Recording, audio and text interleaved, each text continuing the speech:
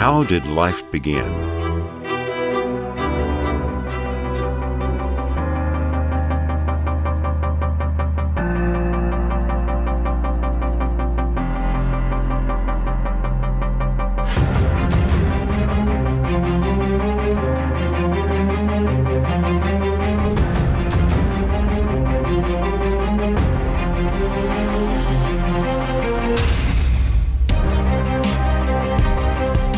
Hello.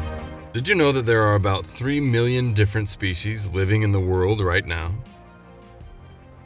Species have different characteristics, different appearances, and most of the time, different systems and functions. They also have diverse characteristics. Some fly, some live underwater, some are single-celled organisms. Some others, such as plants, do not move at all during their lifetime, but they all have a common feature. They are alive. Did you ever think how these beings came to exist on Earth? How the basic elements in the body of each organism came together? According to the scientists, there are 114 elements in the periodic table, and we have almost half of them in our bodies. These elements are completely inanimate outside the body. But how can they start to display the most intelligent and conscious behaviors on Earth once they enter the cell?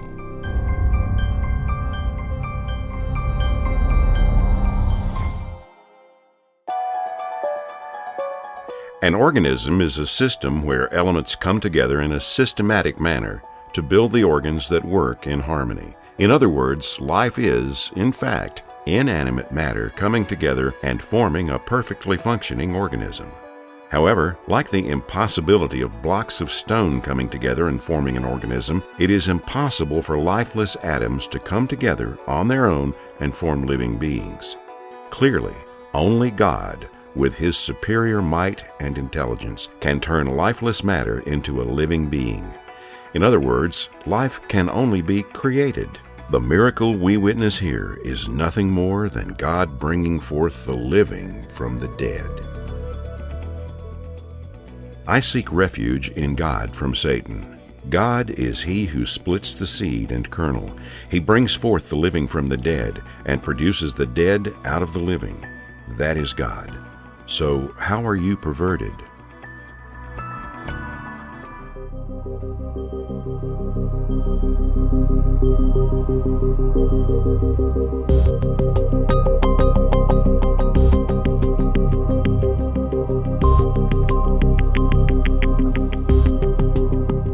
The origin of life has always been a source of frustration for those who subscribe to the materialist ideology, because every living being is actually made up of lifeless atoms and acts like a living thing because God makes them.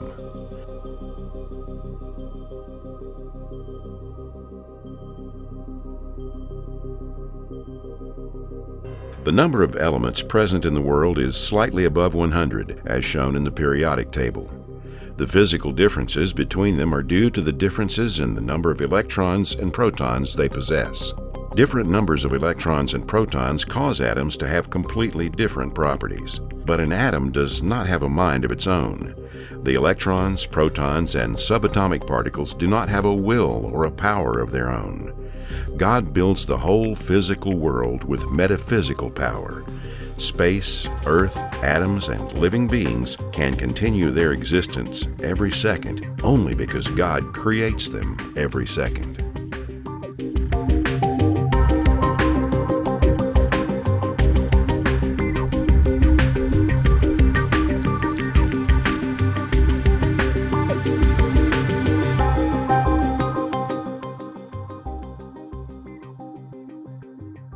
The first requirement for life is the harmonious movement of the molecules inside the body. Otherwise, there would be disorder, and without order, life would be impossible. By harmonious action, I mean a complete harmony in physical and particularly in chemical laws. God has created a myriad of laws that pervade throughout the universe, and all atoms act according to these laws. That is why you cannot see any structure in the universe that is idle or disorderly. God reveals in a verse,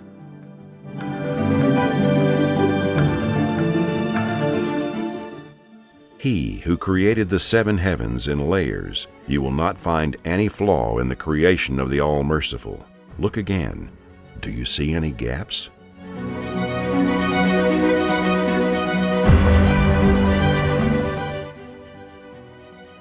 Now, to begin understanding life, let's first take a look at the smallest unit of life, the cell.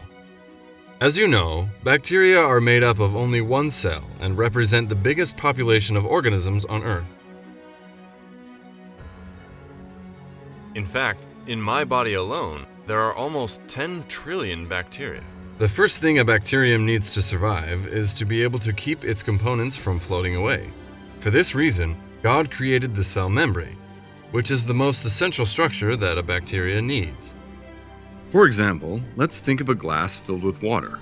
If you turn the glass upside down without using a lid, the entire liquid in it will flow out. This is how a bacterium is. If the bacterium did not have a cell membrane, all the vital substances it contains would spill out.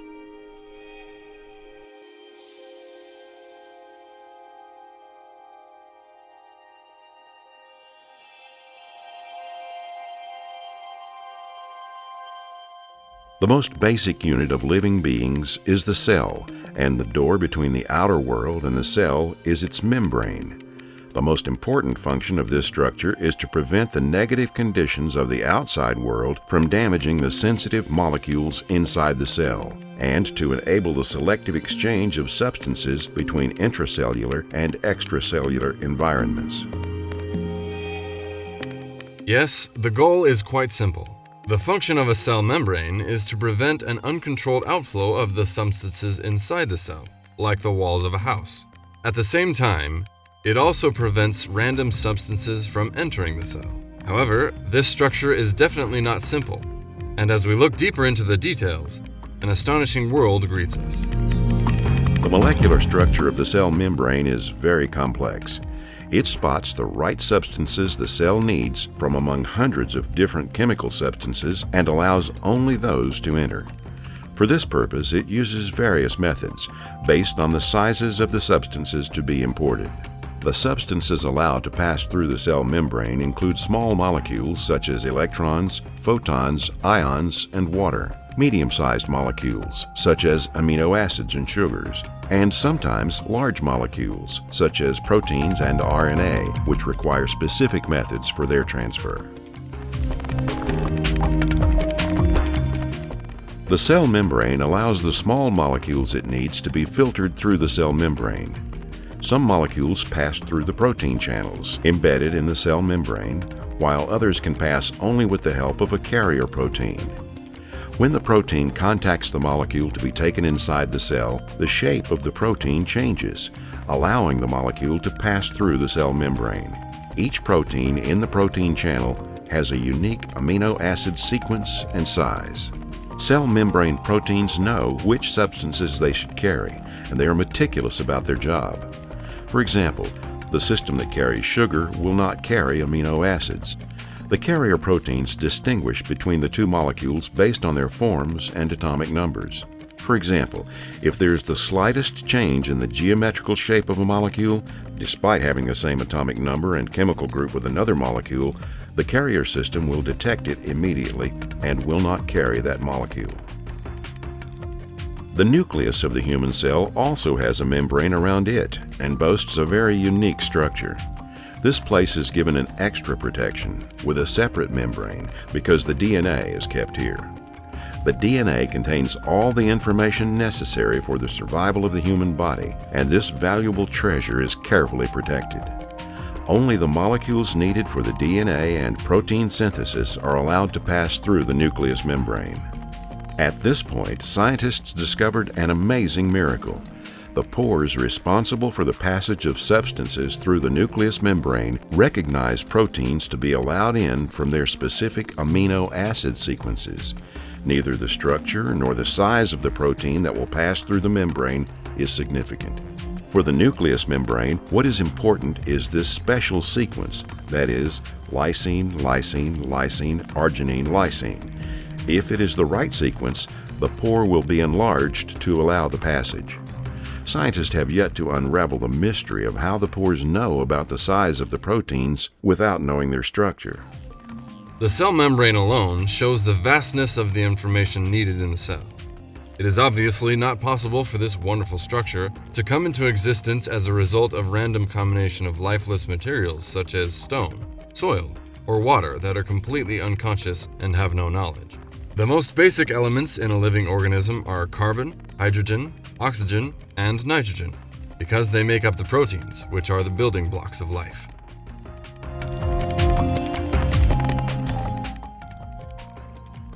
Every process in the body requires the use of proteins.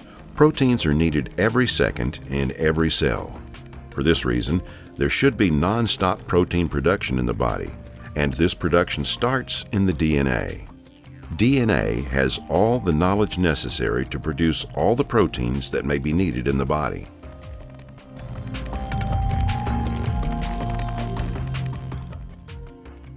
In the world of organisms, the information is stored in the DNA.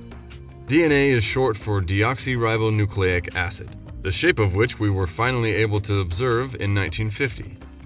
DNA is a flawless databank located in the nucleus and has the blueprint for each of the reactions necessary for life. Yeah, the amount of information found in DNA is extremely vast. It's much greater than even the most expansive volumes of an encyclopedia. It's just mind-boggling to think about the information content in DNA.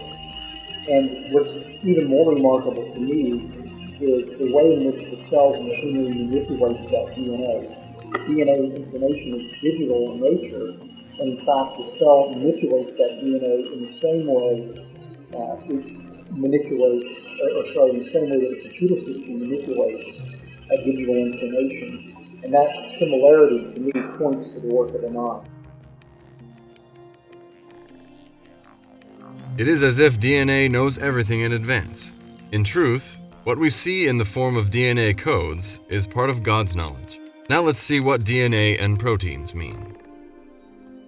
One of the things that I think is really interesting is when you think about the way in which proteins are produced in the cell, it literally is like a factory operation, where you have the making instructions housed in the DNA, and those instructions are copied and they're carried to the actual assembly line, which is the ribosome, and those instructions are used to build proteins bit by bit.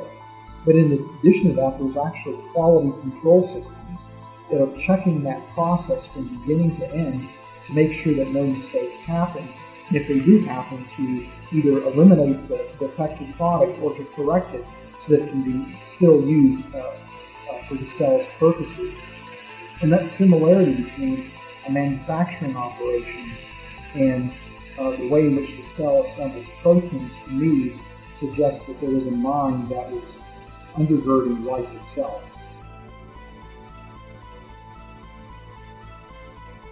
The entire information of life is encoded in the DNA, and the nano-sized machines produced according to the information in the DNA are called the proteins.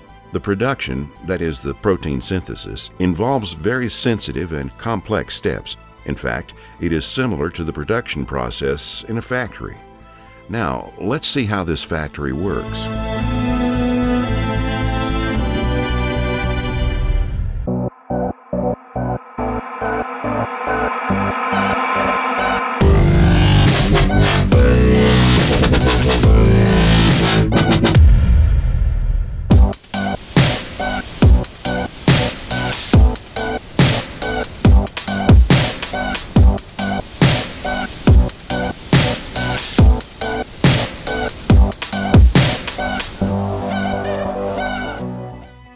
The cell, the basic building block of all living beings.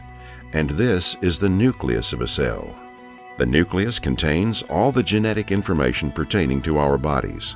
Genetic information is stored in 23 pairs of chromosomes. Each chromosome contains a long DNA strand, which is packed tightly around proteins called histones.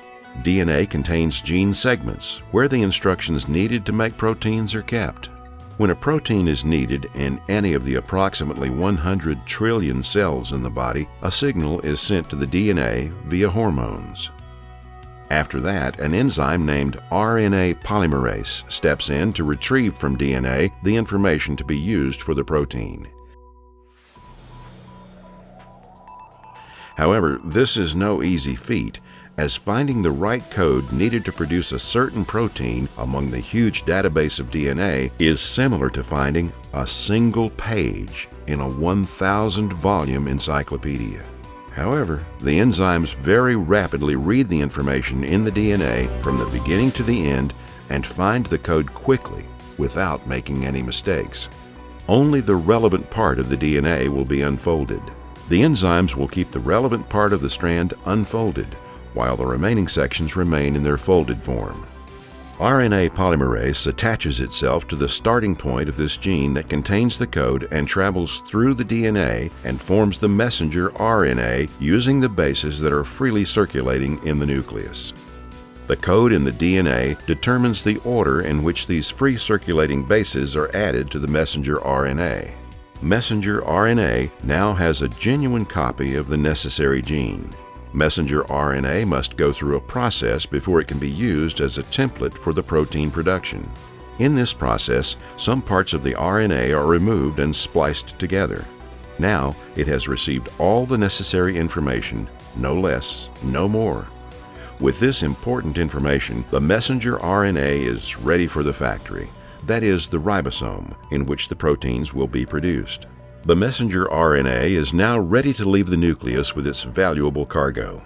However, there are gatekeepers waiting at the gate of the nucleus. They decide what goes into the nucleus and what doesn't, and open the gates accordingly. However, for the messenger RNA, the gates will always be opened. With the information it copied from the DNA, the messenger RNA goes straight to the ribosome and never gets lost. Ribosome is the factory that produces the new proteins.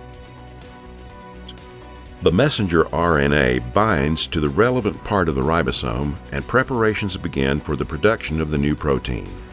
The ribosome, in other words the factory, needs raw materials to start production based on the information brought in by the messenger RNA. These raw materials are amino acids, which can be in 20 different forms in living beings.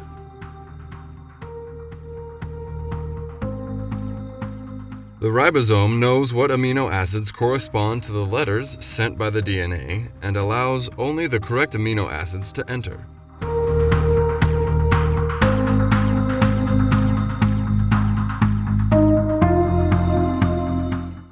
It takes the ribosome only 4.5 nanoseconds, which is 4.5 billionth of a second, to identify an incoming amino acid. The technology and intelligence displayed by organelles, which are only 100,000th of a millimeter, is spectacular. Thinking or even imagining that these details could come about by chance is obviously very illogical. Transfer RNA brings the raw materials and positions them according to the code. The instructions that contain the information for the production of the protein have arrived from the DNA. However, there's a problem that needs to be solved. The written instructions on the order slip are in the DNA, which is written in a special 4-letter alphabet. The language of the proteins to be produced is completely different and consists of 20 different amino acids. In other words, it has a 20-letter alphabet. The conversion of this language difference is called translation. Ribosome performs this translation between the two languages. Called the codon-anticodon method, this translation system works much better than the most advanced computer centers around the world today. It acts like a professional translator expert in both languages. The messenger RNA that previously arrived at the ribosome carrying the information for the protein production and the transfer RNA carrying the amino acid at its one end find each other like a key and a lock. Within a very short period of time, the information written in the 4-letter alphabet of DNA is translated into protein language. Amino acids attached to the upper end of the transfer RNA form an astonishing protein chain, each consisting of at least 100 amino acids. In order for the translation to function in the best way possible, the ribosome enlists the help of over 100 assisting molecules, each of which works in concert with one another.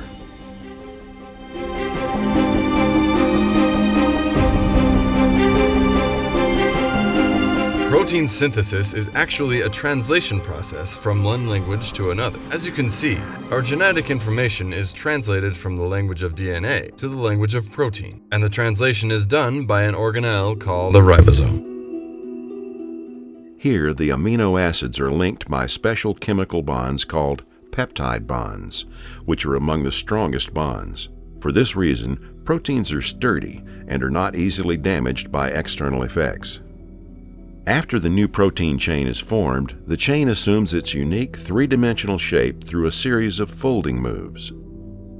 This three-dimensional shape will determine the quality of the protein. This shape is so important that the protein would be useless if this unique shape was not fashioned, even if the sequence was correct. With the formation of the special three-dimensional shape, the process is now complete, and new protein is formed. When the new protein emerges from this special compartment, an enzyme on duty arrives at the scene. It picks up the resulting protein and takes it to its destination where it is needed.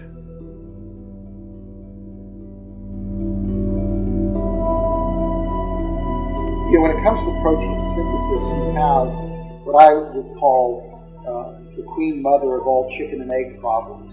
Because in order for proteins to be made, you have to have proteins in place. Proteins are reading the information in DNA so that those instructions can be copied by the cell. Those instructions are carried by proteins to the ribosome. At the ribosome, which is made up of a large number of proteins, there are proteins that are assembling proteins themselves. And in fact, even when proteins begin to fold after their production, it's proteins that are helping the proteins to fold. So you can't have proteins without proteins, but the problem is even more severe for an evolutionary paradigm, because if you are starting off with proteins that are less efficient, that quote-unquote evolved to be more efficient, that scenario could never work. Why? Because if you have inefficient, less effective proteins functioning, they're going to be producing defective proteins, which means in turn the proteins that make proteins are going to become more defective. And when that happens, you have something that spirals out of control and is in effect a death spiral for protein synthesis. So there's no way to envision how something like protein synthesis could evolve because of the chicken and egg nature of that.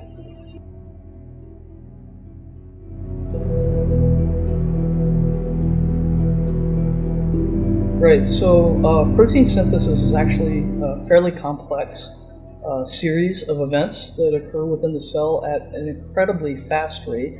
It involves multiple proteins that are necessary to transcribe the DNA into RNA, and then additional proteins that are required to translate the RNA into proteins. So protein synthesis actually requires both DNA, proteins, and RNA, as well as transfer RNAs and ribosomal RNAs, the latter of which also include different protein subunits. So it's quite impossible to get proteins without proteins already being in existence. The process of protein synthesis, which we tried to summarize briefly, takes place 2,000 times every second in every cell. All the units involved in the process are very well aware what they need to do. Not even a single enzyme gets confused about its goal. There's never a faulty production in the factory. The unique folding shape of the new protein chain is never wrong. The carriers and messengers never lose their way. The cell is always aware of the importance and sensitivity of this special production. It is aware because Almighty God inspires every component inside the cell what to do. Each enzyme, each amino acid, every atom that makes them up is the manifestation of the supreme power, endless knowledge, and the superior intelligence of God. Everything submits to God, who is the owner and ruler of all the worlds, who is everywhere and surrounds everything at all times. Everything is in His knowledge, and everything has surrendered to Him. It is indeed very easy for all-merciful God to create all these amazing wonders out of nothing. It is not possible to explain such a complex system like protein synthesis with an evolutionary mechanism. Evolutionists are also aware that it is impossible for the protein molecule to come into existence by itself through a series of coincidences. The theory of evolution cannot explain how a single amino acid initially came into existence, let alone a protein molecule. Evolutionists have conducted many experiments in their attempts to explain the origin of life. The Miller-Urey experiment, which was conducted in 1953 and is their most respected study, is one of those efforts. With the experiment, these two biochemists hope to be able to discover a finding that could suggest that the amino acids, which are the building blocks of proteins, could have coincidentally formed in the lifeless world billions of years ago. However, the experiment did not correctly mimic the atmospheric conditions and required plenty of external intervention. The result was the right-handed amino acids. However, organisms do not use right-handed amino acids. Nevertheless, the experiment revealed one truth: amino acids could be obtained only in a laboratory environment, the conditions of which are specially arranged and through intentional intervention. Even the smallest protein molecule boasts incredible features, fascinating mechanisms and properties. It is impossible for lifeless atoms to organize themselves to form such perfect structures through coincidences. In other words, the power that gave rise to life was not unconscious coincidences, it was the creation. With the Miller experiment, evolutionists, in fact, refuted the theory of evolution with their own hands. Proteins are everything for living organisms. Almost half of your dry weight is proteins. For example, in an 80-kilogram human, if we assume that 60% of the body is water, we can say that the half of the remaining 32 kilograms, that is, 16 kilograms of his body, is pure protein molecule. So why are there so many proteins in living being? What makes proteins so important? Every activity you carry out in your daily life is actually made possible by the biological machines called proteins at the size of 1/1,000,000th of a millimeter. The word protein usually brings a healthy diet to mind. Most people have heard that a person needs sufficient amounts of protein for a healthy body, but they don't know much more than that. However, proteins are miraculous molecules that show us important facts. These giant molecules, formed by the arrangement of amino acids according to a specific plan, show us the true greatness of creation.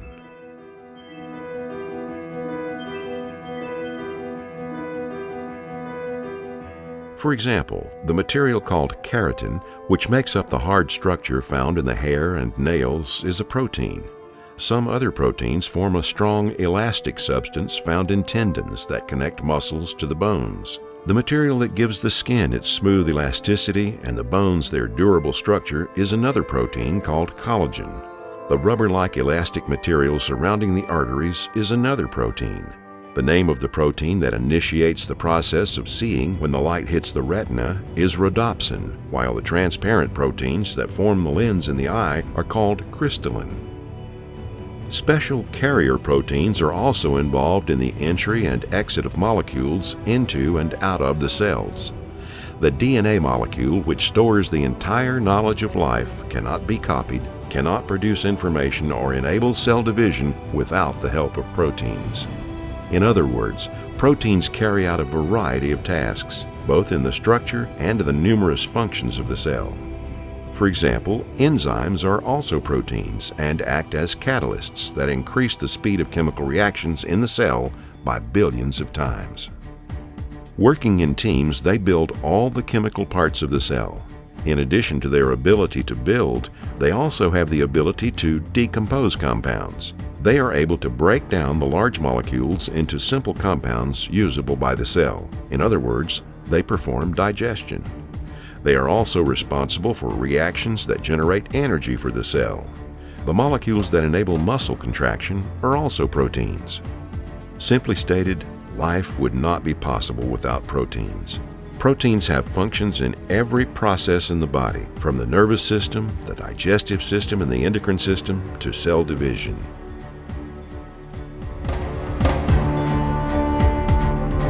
A complete complete cell is needed for a protein to be produced. It is impossible for a cell to come into being gradually, as evolutionists used to claim. It is either all or none when it comes to proteins. It is again the proteins that build the proteins from scratch. In other words, not only do they undertake every task in the body, they also produce proteins. So protein synthesis is a job that can be done only by proteins. A total of 4,500 proteins are involved in the process of protein synthesis.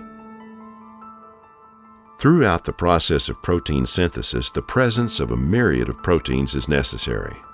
Molecular biologists have carried out numerous experiments to see if it was possible for the proteins to form through coincidences. Among these are famous scientists such as Harold Morowitz, Fred Hoyle, Ilya Prigogine, Hubert Yockey, and Robert Sauer. Despite the fact that they are evolutionist scientists, the conclusion they reached is that it is not possible for proteins to have come into existence through coincidences. In order for proteins to be produced, other proteins need to be ready at the scene to help this production, because the things that synthesize proteins are again proteins. In that case, proteins cannot exist without other proteins that existed before them. This proves the fact of creation and that proteins were created at once and without any gradual steps. Now, let us briefly summarize why other proteins must be present in order for a single protein to be formed, and see the properties of the amino acid chains that make up the proteins. 1. Of the over 200 amino acids found naturally or artificially in the world, only 20 can be used for protein production. Therefore, the right 20 must be picked and set aside from among the 200 varieties of amino acid. 2. Some amino acids are right-handed, some are left-handed. The selected amino acids must be left-handed and never right-handed. This is because in nature, only left-handed amino acids can be used for protein synthesis in organisms. 3. Amino acids should not only be left-handed, but also they have to be in the right sequence. 4. Every process necessary for protein synthesis that we briefly summarized requires a protein. For the process of copying the relevant information from the DNA and for hundreds of different processes, the relevant proteins need to be available. 5. To synthesize the copied information, the cell organelle called ribosome is required. The ribosome contains ribosomal proteins and ribosomal RNA. In other words, proteins must be readily available for the ribosome itself to exist. 6. There is also a special section in the ribosome that binds the amino acids, and it is called peptidyl transferase. This section is isolated from outside. This is a hydrophobic environment, which means that water cannot enter here. This is precisely the most important condition necessary for the binding of amino acids to one another. Here, the ribosome enables the peptide bonds to be formed, and an amino acid chain can be created.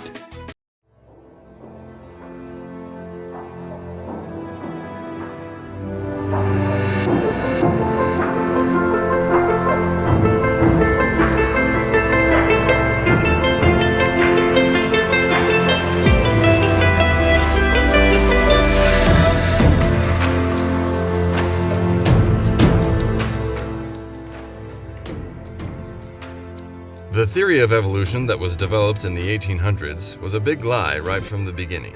In fact, Charles Darwin, who proposed the theory, also knew this. He has many statements about the difficulties of the theory, but I want to share a specific one.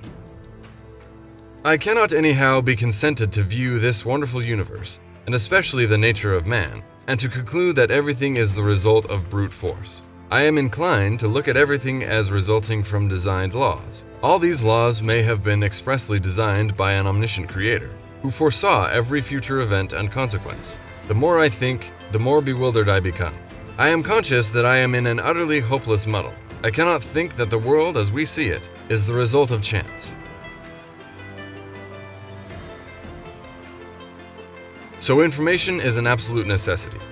The information regarding the laws that bring together the molecules, amino acids, proteins, the information regarding thousands of different biological processes like intracellular respiration, and metabolic activities, and information regarding many countless other details are only a few examples. Also in the macro world, visible to our eyes, the actions of animals and plants are always coordinated and purposeful. But certainly if we look at individual organisms, I think the beauty and the intricacy and the complexity within individual organisms and those that live in sort of a symbiotic relationship or in areas where nature perhaps is at its best, that I think that reflects what the Apostle Paul refers to in Romans 1 verses 20 through 23, that everywhere we look in creation, we see the handiwork of a creator to such an extent that we can not just know that God exists, but we can even know the divine nature and eternal power of God in a way that is obvious and that we should not deny. So I think nature, when we are in harmony with it and when it is in harmony with itself, that it points directly to God and the existence of a creator in a way that should draw our hearts and our minds and our spirits towards him.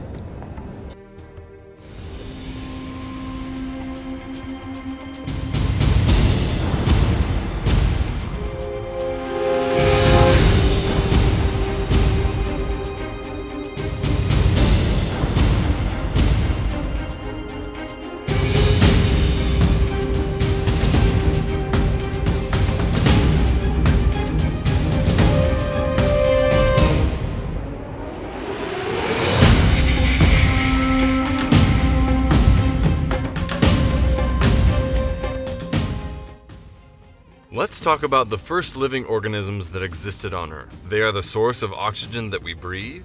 They are the creatures that provide the plant roots with nitrogen. They are called cyanobacteria. God created these bacteria 3.5 billion years ago, and since then, they have been doing their job in an excellent manner. If it were not for them, no living creature would be technically alive today. But what are the features that make them so important? Right. So the bacteria you're referring to have been evidenced in the fossil record at least 3.8 billion years ago in what are called stromatolites. And these are basically mounds of petrified sedimentary layers that have been laid down over time by bacterial mats, secreting compounds that basically solidify into rock-like structures. The simplest bacterium that we know of, the most minimalistic cell, which is a small bacteria, contains over 380 different genes. And of those 380 different genes, we still don't know what about 140 of those do. So it's a highly complex organism that has a very complex genome. So they're not simple organisms, and it's apparent that there were probably more than one type of bacteria in the early fossil records. And so we have a diversity, we have a complexity, even at the simplest and earliest life forms. The free nitrogen molecules in the atmosphere are one of the basic elements in proteins. Plants cannot use this element directly. Therefore, cyanobacteria, with a process called fixation, convert it into a form that can be used by the plants. Cyanobacteria carry out many different cellular activities in the same cell, such as protein synthesis, photosynthesis, respiration, and nitrogen fixation. In order to do all this, they use a three-layer membrane system, called the outer membrane, cell membrane, and thylakoid membrane system. This whole membrane system makes cyanobacteria the most complex member of the bacterial kingdom. 3.5 billion years ago, which is a period of time the evolutionists try to dismiss as primitive, God created the most complex member of the bacterial kingdom. These bacteria have accomplished such great things that if it were not for them, it would not have been possible for any living creature to survive today. Now let's talk about the properties of cyanobacteria. They alone can photosynthesize and produce 30% of the oxygen in the atmosphere. Their DNA contains information about specific proteins that protect them against the sun's harmful rays, and they can filter out ultraviolet rays. But proteins produced by some of their species render many viruses non-functional, including the HIV virus. They can protect their own species against danger by producing toxic substances. They have the ability to adjust their metabolic activities according to the sun. In other words, they possess a circadian clock, which can only be found in multicellular organisms. The nitrogenase enzyme they use the most to fix nitrogen is much faster and more efficient when compared to the industrialized fertilizers today. It is because this same process requires a temperature of 400 degrees centigrade and a pressure of 200 to 350 atmospheres in a factory, whereas cyanobacteria can perform the same process easily at normal temperature and under normal pressure. In this documentary, we talked about the fact that life can only exist through the will of God, and that God created the whole world and everything in it for a purpose. There is not a single simple structure in either single-celled or multi-celled organisms. On the contrary, there is an extraordinary technology in all of them. All systems exist as a whole and can only function when they are complete. This is the only way for life to exist. The mind that created all these things belongs to Almighty God, who is all-knowing and has infinite knowledge.